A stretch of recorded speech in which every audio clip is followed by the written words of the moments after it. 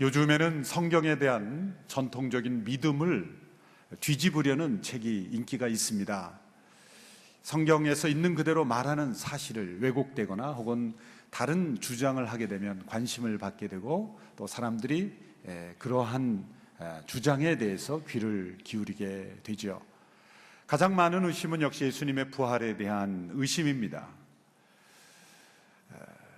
과연 예수님이 부활했는가? 이런 의문을 가지고 많은 사람들이 예수님의 부활이 사실이 아니라는 것을 주장하는 주장을 더 과학적이라고 믿고 더 합리적이라고 믿고 있습니다.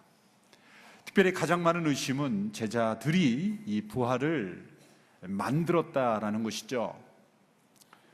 첫째는 제자들이 부활을 착각하거나 혹은 환각 상태에서 경험했다는 것입니다. 환각이라는 상태는 절대로 집단적으로 이루어질 수 없는 것입니다. 개인적으로는 어떤 환각 상태, 자기가 간절히 기대하거나 또 간절히 꿈꾸던 것이 일시적으로 환각 상태로 나타날 수는 있겠지만, 수십 명, 수백 명에게 일시적으로 환각 상태라는 건 일어나지 않는다라는 것이 정신의학자들의 진단입니다. 그러므로 복음서에 나타난 예수님께 수많은 사람들에게 동시에 부활하신 후에 나타나셨다는 것, 그것은 그들이 환각이 아니라는 거죠. 또한 착각했다고 주장하는 분들이 있습니다. 그 하버드 대학의 한 교수인데요, 커크숍 레이크라는 한 교수가 발표하기를, 이른 새벽 여인들이 찾아간 무덤은 예수님 무덤이 아니었다. 그들이 너무 이른 새벽에 갔기 때문에 다른 무덤을 잘못 찾아갔다.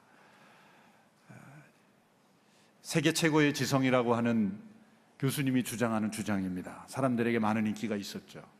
이분은 기본적으로 신학자이기 전에 철이 좀 덜 든 분이에요. 여자를 무시하면 어떻게 되는지를 모르는 그런 사람이죠. 이른 새벽 무덤을 잘못 찾아갔다. 그럴듯해 보이지만 있을 수 없는 그런 이야기죠. 두 번째, 많은 사람들이 따르는 주장은 조작했다는 겁니다. 제자들이 예수님의 시체를 다른 곳에 훔쳐놓고 예수님이 부활했다라고 주장하는 소위 유월절 음모가 있었다라는 그런 주장이죠. 많은 사람들이 이것을 믿고, 또한 마태복음 후반부에 보면은 그러한 주장들이 그 당시에도 유대 지도자들이 군병들에게 돈을 주어서 그러한 음모가 있다라는 것을 퍼뜨렸다는 기록이 마태복음에도 나오고, 오늘 이 시대까지도 그러한 주장들이 많은 사람들에게 받아들여지고 있습니다. 예수님께서 평소에 부활하신다고 말씀하신 것을 제자들이 이루어드리기 위해서 예수님의 시신을 다른 곳에 훔쳐놓고 예수님 부활하셨다, 그렇게 증거하고 돌아다녔다는 거죠. 만일 예수님이 이 주장이 사실이 되려면 여러 가지 이상한 점들이 많이 발견됩니다. 왜냐하면 제자들이 만일 예수님의 시신을 훔친다고 한다면 그 당시에 군병들이 그 예수님의 무덤 앞을 지키고 있었지 않습니까? 돌문으로 봉인되어 있지 않습니까? 그러면 제자들이 힘을 합쳐서 그 무덤에 봉인된 것을 부수고 또 돌문을 열고 예수님의 시신을 훔치고 나오는 과정에서 군병들이 잠들어서 전혀 깨지 않았어야 돼요. 이 세상에서 가장 센 수면제를 먹였든지 전혀 군병들이 깨지 않았다, 군병들에게 발각되지 않았다, 있을 수 없는 일이죠. 또 만일 제자들이 시체를 진짜 훔쳤다고 한다면 그 당시 시체를 훔치는 것은 엄청난 중죄의 범에 해당됐습니다. 만일 그 소문일지라도 틀림없이 조사를 했을 것이 당연합니다. 예수님은 무죄인데도 불법적으로 재판을 해서 예수님을 십자가에 처형에 처하는 권력을 가진 사람들이 그런 소문을 근거로 해서 얼마든지 제자들을 가두고 그들을 처형하실 수가 있었습니다. 그러나 제자들에 대한 아무런 제재나 그 소문을 확인하는 작업이 없었다는 거예요. 정말 제자들이 예수님의 시체를 훔쳤다면 제자들은 바보예요. 왜냐하면 그 무덤 안을 보면 세마포가 개켜 있었죠. 시신은 사라지고 세마포가 개켜 있었어요. 여러분, 시신을 훔쳐가는데 그 시신을 싸고 있는 세마포 채로 들고 가는 게 쉽습니까? 아니면 세마포를 벗기고 알몸인 채로 시신을 훔쳐가는 게 편합니까?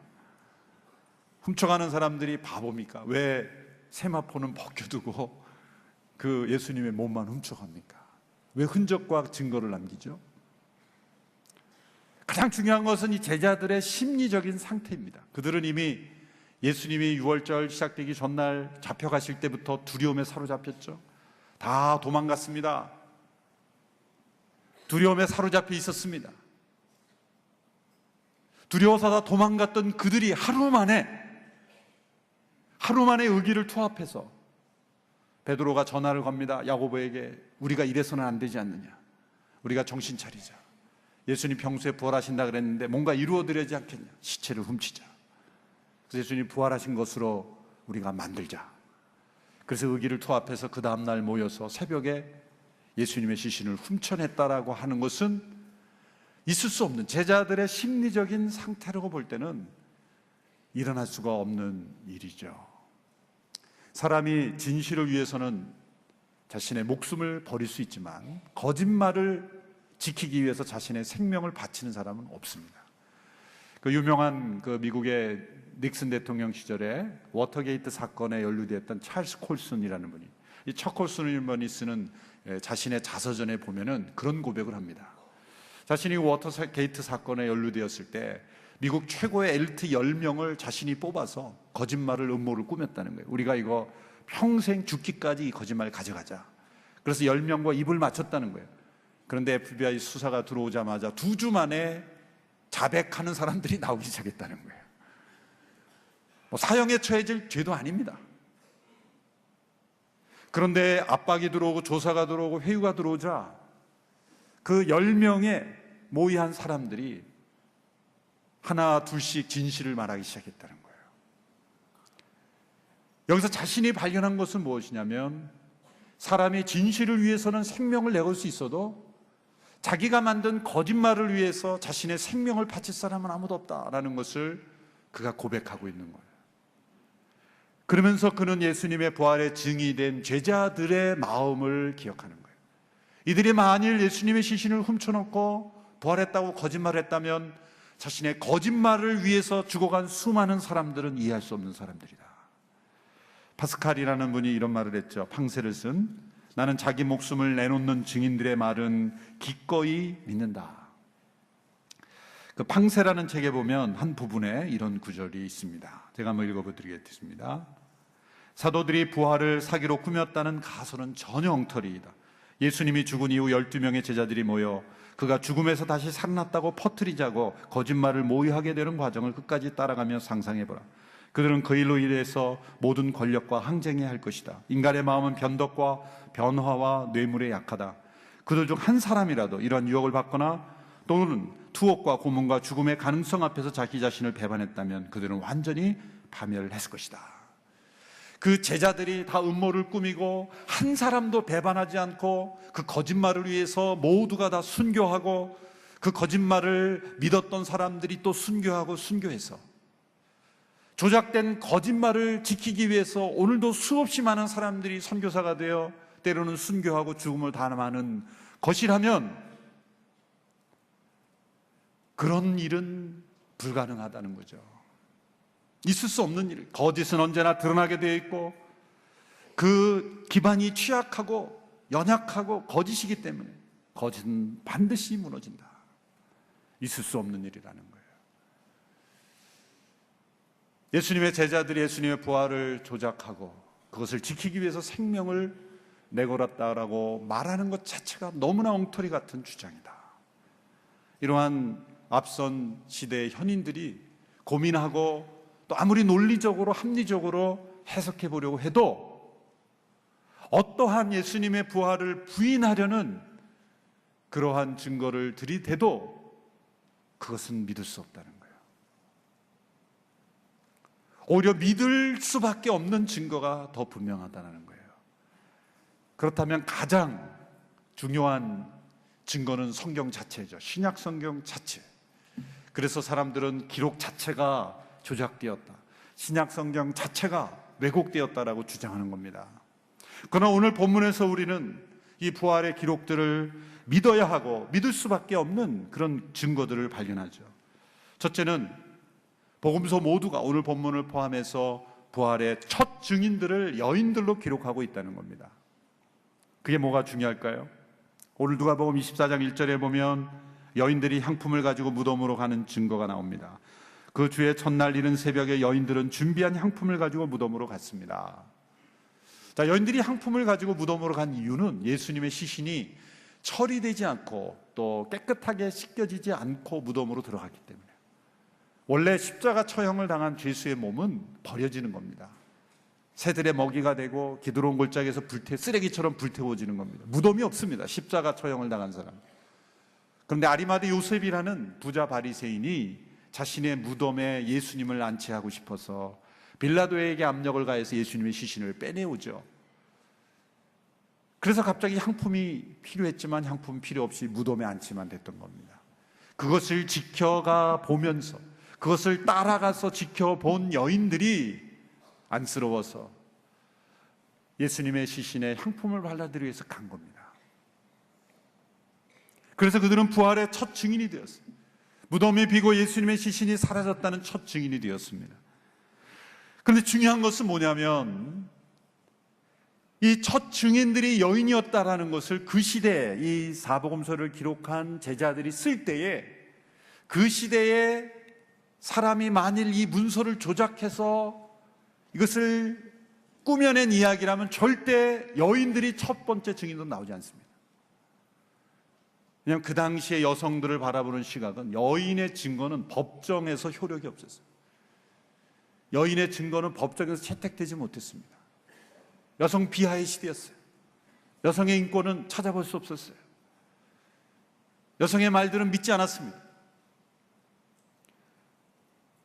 어떤 한 시대의 작가나 한 시대의 글을 쓰는 사람이 그 시대의 세계관과 가치관과 문화관을 동떨어진 기록을 남긴다는 것은 거의 불가능합니다. 오늘 이 시대에 사는 사람들이 적어도 한 100년 이내에 사는 사람들이 어떤 기록을 할 때는 그 시대의 문화관이, 조선시대에 글을 쓴 사람은 조선시대의 세계관과 가치관이 드러나게 되죠. 조선시대에 글을 쓴 글을 오늘 이 시대의 인터넷 시대에 맞는 글을 쓴다는 건 있을 수 없는 일이에요. 오늘 이 시대에 글을 쓰는 사람이 조선시대나 과거에 묶여있는 사고방식으로 글을 쓴다는 것도 있을 수 없는 일이에요. 그 시대에 받은 교육, 그 시대에 있던 보편적인 가치관을 가지고 글을 쓰게 돼 있어요. 그럼 신약에 나타난 이 모든 부활의 기록들의 첫 번째 부활의 증인들이 다 여인들이었다는 것, 그것은 있는 그대로를 썼다는 거예요. 있는 그대로를 썼다는 것이고 조작된 사람들의 머리로는 절대 그렇게 하지 않았을 거라는 거죠. 실제 일어났기 때문에, 있는 그대로의 사실을 기록했기 때문에 여인들이 첫 번째 증인들로 기록되었다는 것입니다. 두 번째 이유는 더욱 역설적인 이야기입니다. 그것은 오늘 본문에도 나온 대로 예수님의 제자들은 한결같이 예수님의 부활을 믿지 못했고 두려워했고 당황했다는 거예요. 오늘 본문 4절에도 봅니다. 4절 말씀 같이 읽어볼까요? 시작. 그들이 일에 대해 어찌해야 할지 몰라 당황하고 있는데 빛나는 옷을 입은 두 사람이 갑자기 그들 곁에 섰습니다. 또 11절, 12절의 말씀입니다. 시작. 사도들은 여인들의 말이 어처구니 없게 들렸으므로 그 말을 믿지 않았습니다. 하지만 베드로는 일어나 무덤으로 달려갔습니다. 몸을 굽혀 안을 들여다보니 고운 삼배천만 놓여 있었습니다. 그는 이상하게 생각하며 돌아갔습니다. 제자들의 모습은 한결같이 받아들이지 않습니다. 믿지 않습니다. 이상하게 생각합니다. 여인들이 무덤 비었다는 것을 어처구니 없게 여겼다는 거예요. 그래서 눈으로 확인해 보고는 베드로가 어떻게 판단합니까? 그냥 이상하게 생각하고 갔을 뿐이에요. 이상하다. 그 무덤이 비었다는 증거를 보고 예수님이 부활하셨다라고 환호를 치는 제자는 한 명도 없었다는 거예요. 천사들의 증거가 있기까지. 이것은 반증해 주는 거예요. 역설적으로 제자들이 꾸민 이야기고 그들이 다른 사람에게 거짓을 믿게 한다면 그들은 자신들이 잘 믿는 것처럼 그렇게 기록했을지도 모릅니다. 부활이라는 엄청난 사실, 정말 예수님이 죽은 자 가운데 다시 살아나셨다는 것은 충격으로 우리에게 다가와야 돼요. 오늘날 우리가 매년 부활절 예배를 드리고 곳곳에 광고를 하고 부활절 기념 예배를 하고 수많은 성도들이 모여서 부활절 축하 예배를 드리지만 이 세상이 놀라지 않는 이유가 어디에 있는지 아십니까? 부활절 예배를 드리는 성도들의 모습이 하나도 놀라지 않기 때문이에요. 부활을 믿는다고 하는 우리들에게 놀라움이 없는데 어떻게 세상 사람들이 놀라겠어요? 심장이 뛰는 듯한, 예수님이 다시 살아나셨다니 믿어지지 않고 받아들여지지 않는 초자연적인 기적인 역사가 나타났다는 사실을 믿는다면 우리 또한 놀라움에 사로잡혀야 되는 거죠. 예수님을 믿는다고 하는 사람들이 놀란 표정이 없는데 세상이 어떻게 그 말을 믿겠어요? 세상 사람들은 주장을 보기 전에 우리의 표정을 먼저 보는 거예요. 우리가 말하는 소식을 듣기 전에 우리의 모습을 먼저 보는 거예요. 그것이 믿을 만한가 믿지 못할 만한가, 그것을 우리의 표정과 우리의 삶을 통해 먼저 평가하는 것이죠.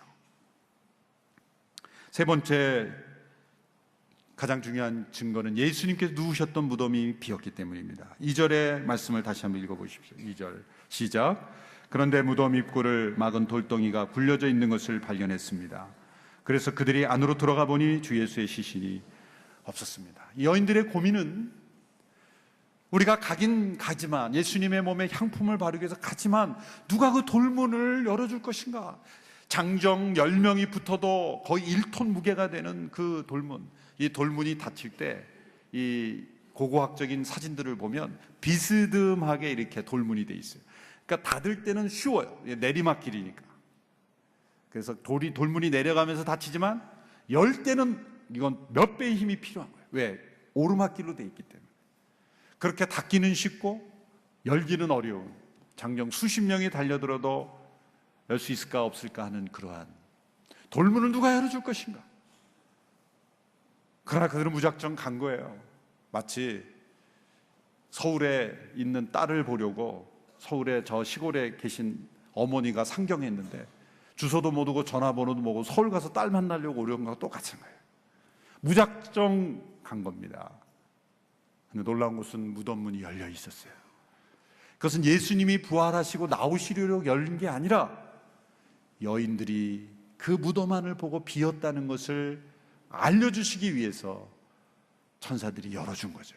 만일 무덤 문이 닫혔다면 예수님이 부활해도 사람들이 믿지 않을 것이기 때문이었죠.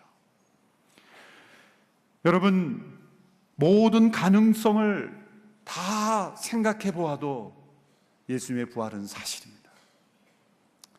그래서 하나의 아이러니가 발견되죠. 왜 돌문이 닫혀 있고 군병들이 그 앞에 지키고 있었습니까? 유대 지도자들이 빌라도에게 부탁을 해서 군병들을 보초서게 하고 돌문으로 봉인을 했죠. 그 이유는 뭡니까? 그들이 오히려 예수님의 말씀을 기억했기 때문이에요. 3일 만에 죽은 자 가운데 다시 살아나리라 하신 예수님의 말씀을 그들은 오히려 제자들은 기억하지 못했는데 그들은 오히려 그 예수님이 과거 했던 말씀을 다 하나하나 녹취하고 기록하고 그들이 생각했기 때문에 지금까지 예수님이 하신 말씀이 다 그대로 이루어졌기에 어떤 일이 일어날지 모르기 때문에 무덤을 지켜달라고 부탁한 거예요. 그러니까 유대 지도자들이 오히려 예수님의 부활의 말씀을 믿었다는 거죠.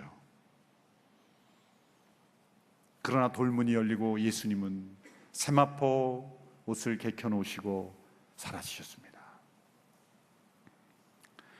예수님의 부활을 믿지 않으려는 어떤 가능성도 근거 없는 것이요, 또 비합리적인 것입니다. 성경에 있는 사실을 그대로 믿는 것만이 가장 합리적인 선택입니다. 예수님은 다시 살아나셨습니다. 옆에 계신 분에게 큰 소리로, 고막에 상처가 되지 않을 정도로 큰 소리로 예수님 다시 살아나셨습니다.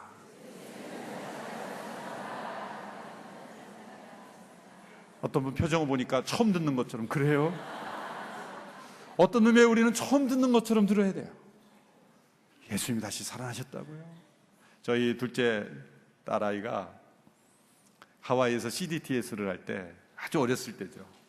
그래서 거기서 시간이 많으니까 이제 성경 공부를 시키는데 여러 가지 이제 해서 예수님이 너를 위해 십자가에 못 박혀 죽으셨어. 그랬더니 너무 안타까워하는 거. 왜 나를 위해 죽으셔? 그러면서 하나님은 좀 이상하대요. 왜 자기 아들이 중요하지 왜 내가 중요하냐요? 그러면서 막 그 어린아이 같은 질문하는 거예요. 그래서 우리가 너무 재밌어가지고 근데 안타까워하는 거예요. 어떡하지? 죽으셔서 어떡하지? 죽으셔야 했는데 그런데 다시 살아나셨어요. 그랬더니 그래 잘됐다 그러면서 막 잘됐다 그러는 거예요. 그 어린아이와 같은 우리가 예수님 다시 살아나서 잘됐죠. 잘된 겁니다. 승리하신 거예요. 그런 우리가 이 부활의 소식을 처음 듣는 것 같은, 좀 어떻게 보면 못 믿어지고 받아들여지지 않을 만큼 충격이어야 돼요. 처음에 너무 잘 믿어지는 것도 의심해 봐야 돼요. 의심 없이 받아들이는 거는 안 믿는 거하고 비슷할 때가 있어요. 그래? 정말 그런가? 그런 의심이 일어나는 분들이 때로는 더 잘 믿어요. 확실하게 믿어요. 부활을 증거하는 기록의 대부분이 법률가들에 의해서 기록했다는 게 아주 흥미로워요. 부활을 변증하는 많은 책들을 보면은, 이력을 보면 되게 법률가들이에요. 왜? 이래저래 다 따져보니 이건 내가 믿을 수밖에 없더라 라는 기록들이 대부분 많은 것을 볼 때 한번 부활을 믿지 않으려고 따져보셔도 상관없어요. 예수님 오시기 전까지만 확실히 확인하세요. 그 의심이 확신이 될 겁니다. 믿지 않으려고 발버둥치기보다는 그 의심을 내려놓고 성경의 사실을 받아들이는 것, 그것이 필요합니다. 오늘 여인들이 무서워 얼굴을 땅에 대고 엎드리고 있을 때 천사들이 말했습니다. 5절에서 7절의 말씀 우리 같이 읽어볼까요? 시작. 너무 무서워 얼굴을 땅에 대고 엎드렸습니다. 그러자 그 사람들이 말했습니다. 살아계신 분을 왜 죽은 사람들 사이에서 찾고 있느냐? 그분은 여기 계시지 않고 살아나셨다. 예수께서 갈릴리에서 너희와 함께 계실 때 하신 말씀을 기억해보라. 그분은 여기 계시지 않고 살아계셨다. 이 천사의 메시지는 어떤 의미가 있습니까? 첫째로 십자가에 못 박혀 죽으신 바로 그 예수님의 몸이 부활하셨다는 거예요. 예수님이 지금은 그곳에 없지만 그곳에 분명히 계셨던 몸이에요. 그곳에 계셨던 그 몸이 부활하신 겁니다. 예수님은 단지 죽음 위에 천국에 가셨다는 게 아니에요. 십자가에 못 박히신 바로 그 몸이 부활했다는 거예요. 그건 뭐를 우리에게 가르쳐 줍니까? 부활은 미래를 강조하는 것 같지만 형제의 삶 또한 강조하는 거예요. 부활의 신앙은 사후에 우리에게 좋은 삶을 주신다는 것뿐만 아니라 현재 우리가 가지고 있는 이 몸 또한 중요하다는 거예요. 현실을 피하는 소망이 아니라 현실의 고난을 통과하고 그것을 극복하는 소망이라는 것입니다. 사도 바울은 이것을 씨앗과 열매의 비유를 들었죠. 42절, 43절, 고린도전서 15장 42절, 43절의 말씀을 같이 읽습니다. 시작. 죽은 사람들의 부활도 이와 같습니다. 썩을 몸으로 묻히지만 썩지 않을 것으로 살아납니다. 비천한 가운데 묻히지만 영광 가운데 살아납니다. 약한 사람으로 묻히지만 강한 사람으로 살아납니다. 묻히고 살아나는 것, 씨앗이 심겨질 때 썩어집니다. 그러나 썩지 아니하는 생명으로 살아납니다. 비천한 몸, 약한 몸으로 묻히지만 영광스러운 몸, 썩지 않을 몸으로, 강한 몸으로 부활하게 되는 거예요.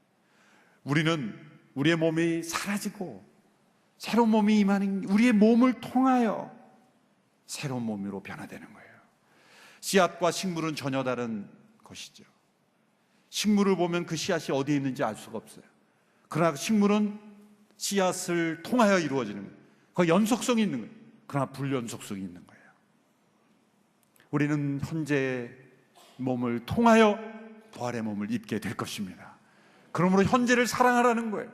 하나님이 창조하신 있는 그대로의 몸, 있는 그대로의 나, 하나님께서 사랑하시는 나, 현재의 고난과 삶 속에서 부활의 믿음으로 승리하라 라는 것을 말씀하시는 거예요. 둘째로, 그는 여기 계시지 않고 살아셨냐라는 그런 천사의 메시지는 어떤 의미입니까? 예수님은 자신이 말씀하신 말씀대로, 바로 그 주장대로, 자신이 어떤 분이라고 주장하는 그 주장대로 부활하셨다는 거예요.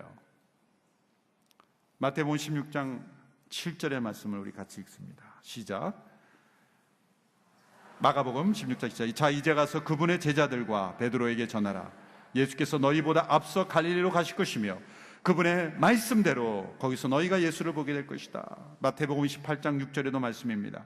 예수께서는 여기 계시지 않고 말씀하신 대로 살아나셨다. 말씀하신 대로 예수님의 모든 삶은 말씀하신 대로 이루어진 삶입니다.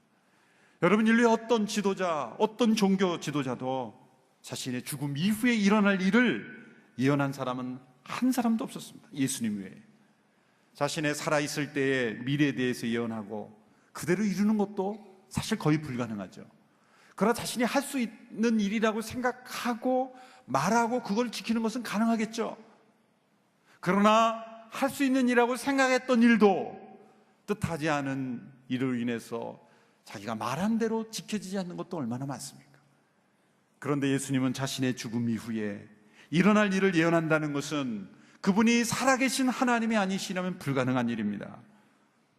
그러나 그분은 그분의 말씀대로 내가 고난받고 죽은 지 사흘 만에 부활하리라 하신 그 말씀 그대로 부활하셨다는 거예요.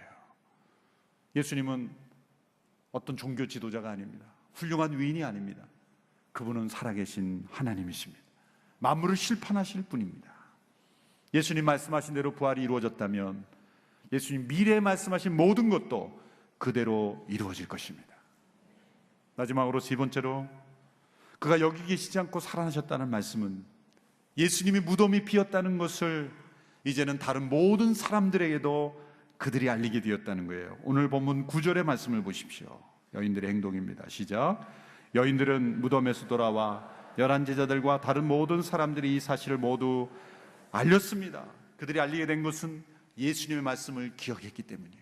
예수님의 말씀대로 부활하셨구나, 이곳에 묻힌 그대로 예수님이 살아나셨구나 라는 믿음이 그 여인들의 마음속에 있었을 때 그들의 발걸음은 빨라졌습니다. 힘차게 달리게 되었습니다. 주변의 모든 사람들에게 알리게 되었어요. 무덤을 찾아갈 때 여인들의 마음은 무거웠어요. 그들의 마음은 안타까웠어요. 발걸음은 느렸어요. 그러나 무덤을 떠날 때 그들은 놀라움으로 가득 찼습니다.